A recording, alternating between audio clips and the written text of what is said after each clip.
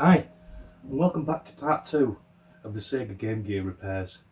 And in part 2, what we're going to do is we're going to take a look at replacing these capacitors with surface mount capacitors.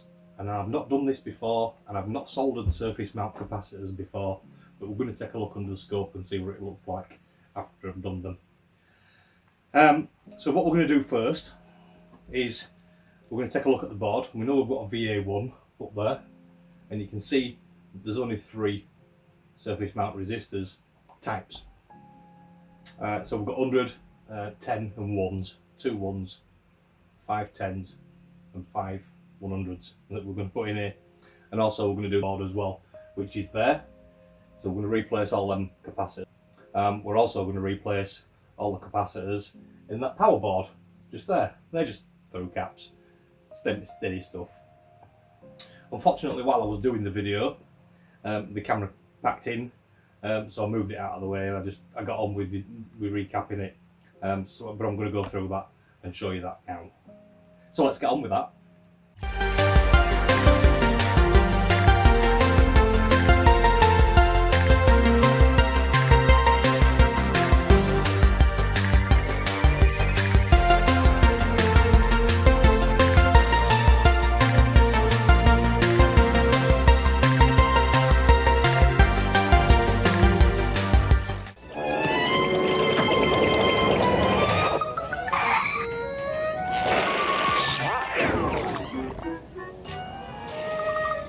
Hey man, get portable! Get a Game Gear Supersonic Sports Pack.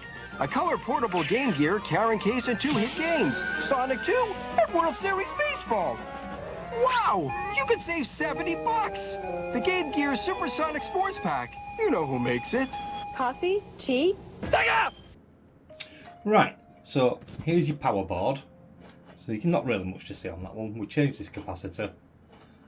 We changed this capacitor and we changed that one as well. There's not much to see on the power board for me to show you, apart from the solder joints that I've done. Still needs a little bit of a clean off, but yep, done that one there and them 2 there. So you can clearly see that they're not bridged or anything. So I'll move that out of the way.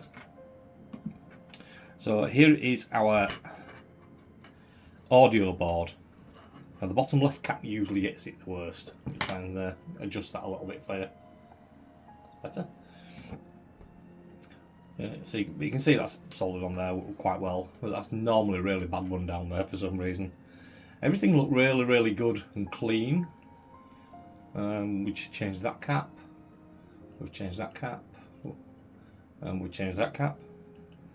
And the one just down by the power connector here, we did lose a trace. We lost it.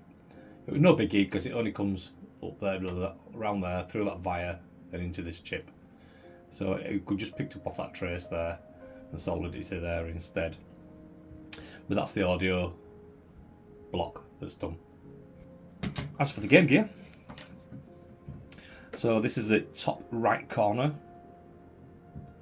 looking at it from the back. So we've replaced that one. I'll have to adjust again. It does look a bit crusty still around here, but we'll give it a good clean. We've done that one. Again, it looks a bit crusty around here, but we are going to clean that up. We've replaced this bottom right corner one down here. Again, look at the crust. Look at the crust. Just needs cleaning up. You can see all them chip legs, they're all absolutely fantastic. Same with these ones up here. It's all really good. I do like the microscope, it is absolutely cracking. I should have done it under here to start with, to be fair. So here's the bottom one, just on the bottom left of the cartridge port when we're looking at it from the back side. So that went in well. There's the other one from the other side of the chip. Yeah, it's crusty around there. Again, needs to clean up. Needs to clean up. That's just glue from the old cap. That's the really tiny one, the like grains of rice. I mean, this screwdriver is absolutely tiny. I'm going to try and show you my nail. You know what I mean? That's how tiny my screwdriver is. So these do look like massive blobs, and they are really, but not to the naked eye. That's the other one we changed, with 2 more up here, that one and that one. To make sure that you don't get anything bridged with them traces that are running underneath that one. Yeah. And then the last one, which was right up in the very, very top up here, right by that connector. It's a bit of a pain in the ass, but you know, we managed to get in there and get that one in. So I'm going to give these a bit of a scrub up and a clean up now, and I'll get the board all back together and we'll give it a test and see if it works actually. So I'm going to bang it all back together now. We've done as much as I can possibly do on this Game Gear today, so I'm going to build it completely back up. So that's the next time you'll see me and we'll have a chat about it. So yeah, wow, I was quite impressed with the capacitor changing on this. I thought I was going to need the scope to do them, and I didn't. I actually did them with my own eyes, which is quite surprising where my eyes are going these days. So yeah, we've got this up and running. There's no batteries in here at the moment, so I can't switch it on to show you, but there you go.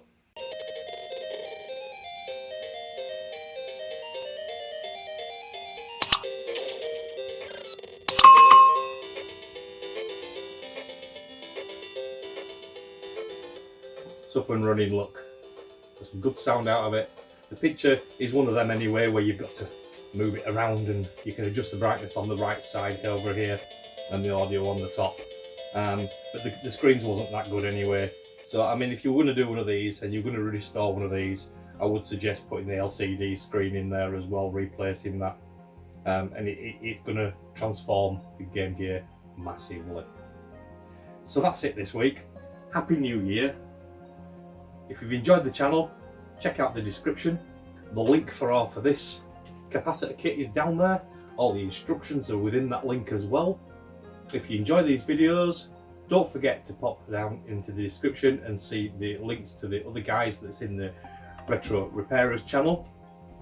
And we normally do a video towards the end of every month, but with it being Christmas and the New Year, we're not going to do it this year.